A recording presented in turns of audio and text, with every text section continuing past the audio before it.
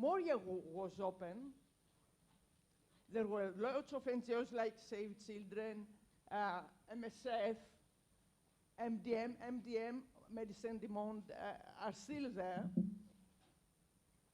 provided huts, little houses. UNHCR provide huts in Karatepe as well. Now, right now, at Moria, there are huts people can stay in, but because of the numbers, because I'm not quite sure they are 4,000 or something, 5,000, I'm not quite sure how many, they are not enough, and the wings are not enough, and even the facilities and hygiene.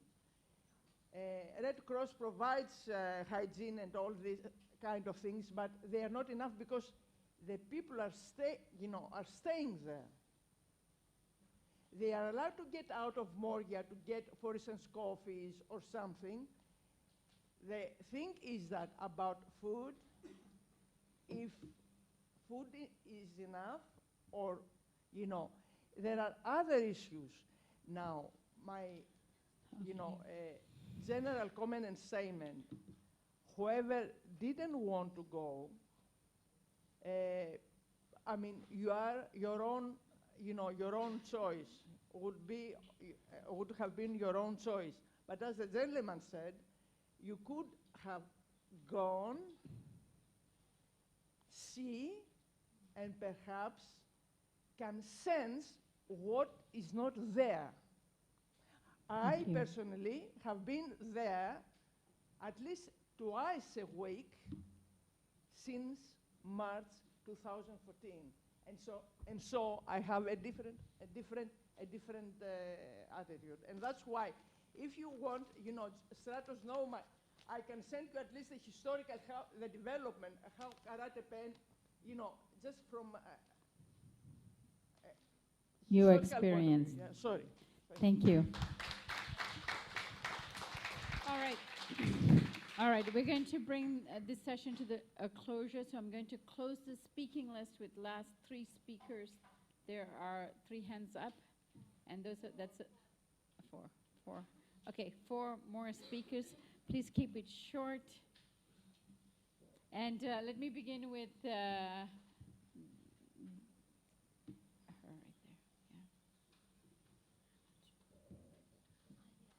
Yeah. Maria. Anna. Oh, I get to hold it? Okay.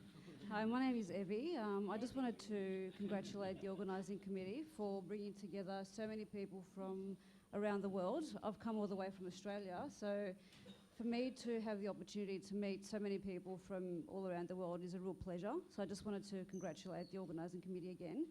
And I would just really ask, I mean, I've come here with, I'm sure as many of you have, with such good intentions and ideas for action. I just wanted to ask, what are the next steps from here? Because I don't want to lose this opportunity to collaborate with people and like-minded others, really. So what are the next steps from here, and where can we go to collaborate on this, and not just on this issue, but other social causes that really threaten our humanity? So that's all I really wanted to say. Right. Thank you.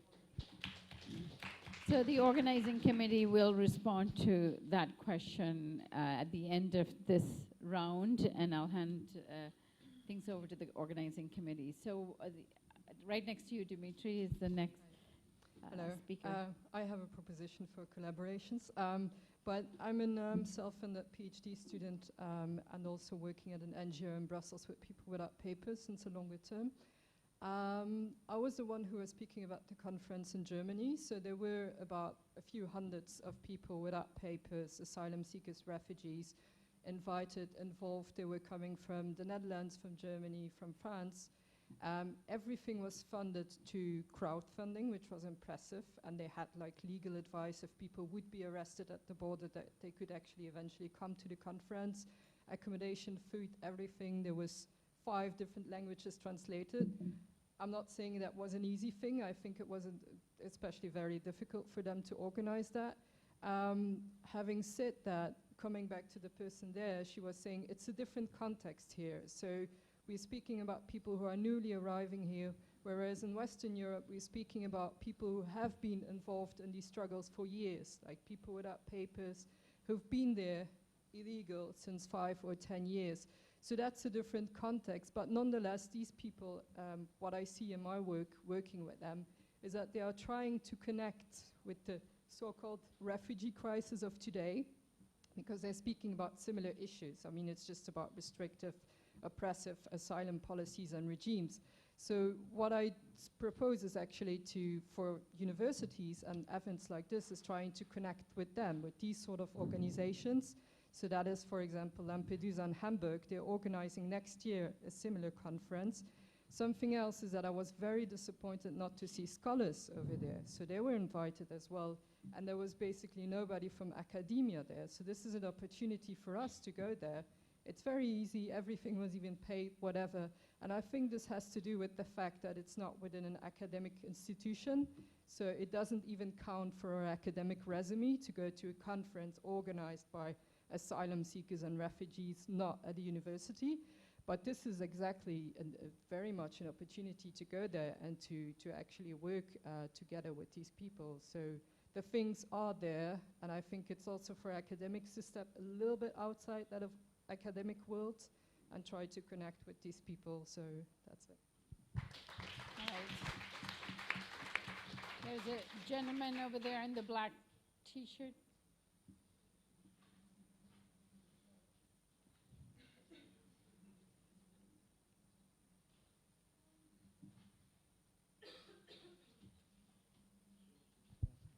Hi, my name is Mattia. I presented a paper here on immigration detention system in the UK and the resistance against it. So I think it is incredibly important what you, my colleague Kostas, was saying about naming the enemy, EU, capitalism, having a detailed analysis of like the militarization of the borders, naming and shaming the corporations and fighting against them that are complicit in the detention system especially, but in the general militarization of the border regime of Fortress Europe. And having all of that in a clear picture. What's also really important and the most beautiful presentations for me at this conference were two things, resistance and hope, which I think is often lacking. And there were beautiful stories. Actually, in your presentation, there was a story of the Pakistani community organizing in Greece for many, many years now already, going on strikes, going in mass mobilizations to parliament, demanding their rights. There's resistance everywhere. There's resistance in Domini. There's beautiful stories from Calais, which I'm sure James can also share. There's stories from squares occupations in Berlin, Vienna, in Holland, already 5-6 years ago, before this huge interest started in migration struggles. There's hunger strikes and riots. There was a burning down of a detention center close to Athens. So there's incredible amount of stories which can be a source of hope for everyone when they're like faced with an academic conference being like, look at these laws, it's getting worse, we're tending towards fascism and more racism in Europe. I think we should also remember and exchange stories of resistance. Another point of resistance is a book published by comrades here involved in the social struggle against borders in Lesbos, a book detailing all the kind of complicity between different actors here in Lesbos to militarize the border and deport more people, which should be translated, which should be brought back into your institutions. You should use a context of publishing companies and so on, publishing collectives if possible, because this is collective research. And I think we're often in the academia, we're left alone, individually, in front of our computers, to just individually research. Let's work a bit more collectively and let's share these stories of resistance and research collectively. All right. There's two more comments, yours and this gentleman who's also up here. The title of the book, it's in Greek, populations, targeted populations, militarism, situation of έκτακτης ανάγκης, state of exception, state of emergency, πολεμικά δόγματα, militaristic dogmas, humanitarianism, migrants in the masculine and the feminine, the example of Lesbos. And it's a collaboration of Musaferat, which is a group against detention centers, and the Initiative for Total Refusal to Military Conscription. And if you want this copy, I'm happy to give it to you. You can get copies at Pic Café, just behind Platia Sapfus. Thank you. All right. Yeah, my name is Marjorie. In fact, I just heard what I want to say before, so I don't have to add something more about hope and how we can just find a way to continue our collaboration and not just come back home and be alone. So just open up this kind of thinking.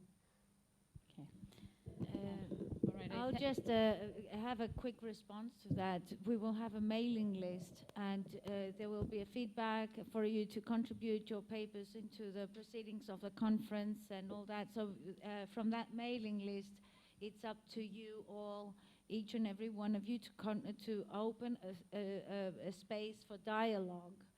So this is something, and we will be in touch because there will be a book in Greek, a book in English, a journal, proceedings. So there is a lot of output out of this conference. We are gathering together all our energy, and we will be producing intellectual work.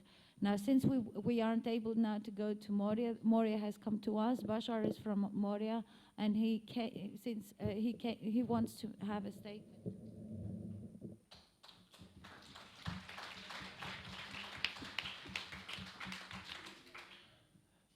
For start, my name is Basel Abdelaziz. I'm Palestinian refugee. I come.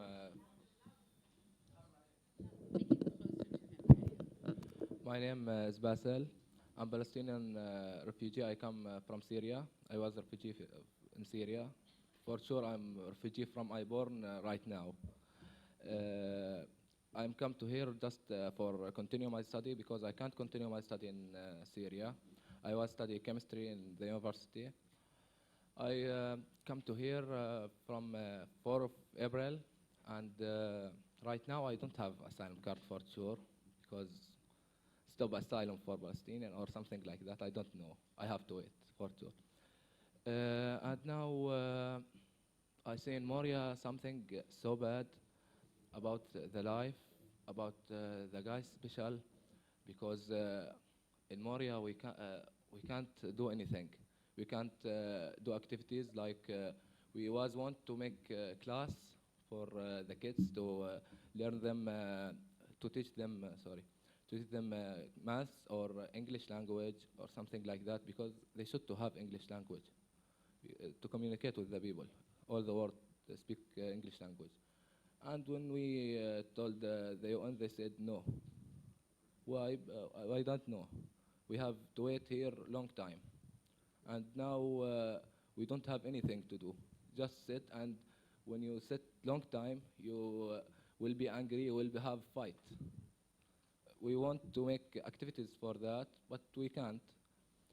And I out from Moria, I sat in house in Mediterranean about 20 days, but today I will leave, come back to Moria. And I have like bad feel to come back to Moria, because when you out from Moria, like you out from the jail, you have freedom. And now you will back to this jail, the same jail.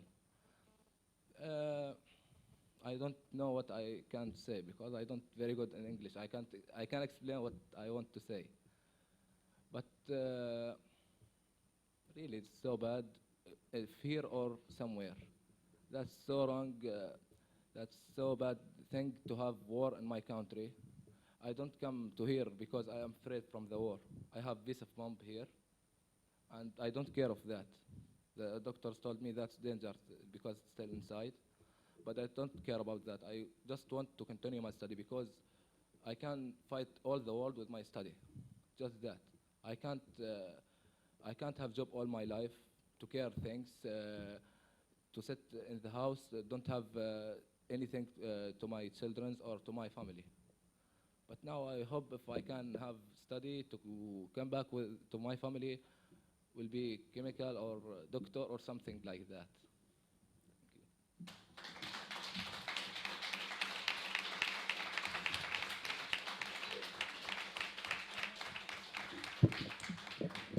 Go ahead, Maria. I think that this is the time to close this conference. I want to thank each and every one of you for coming.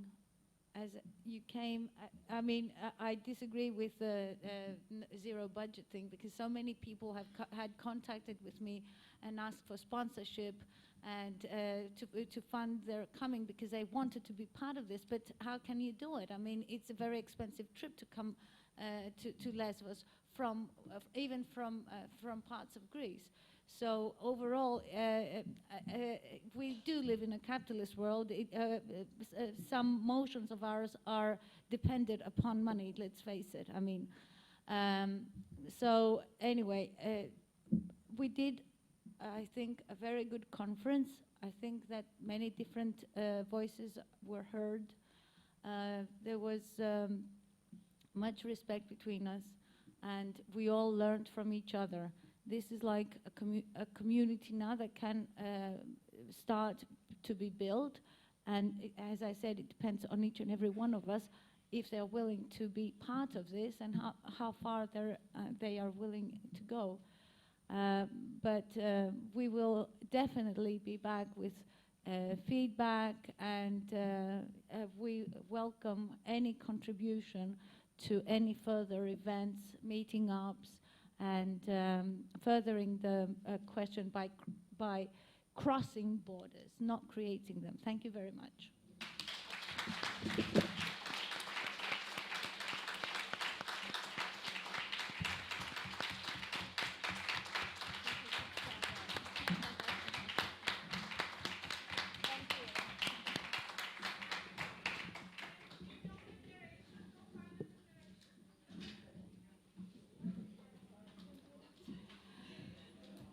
There's no final declaration.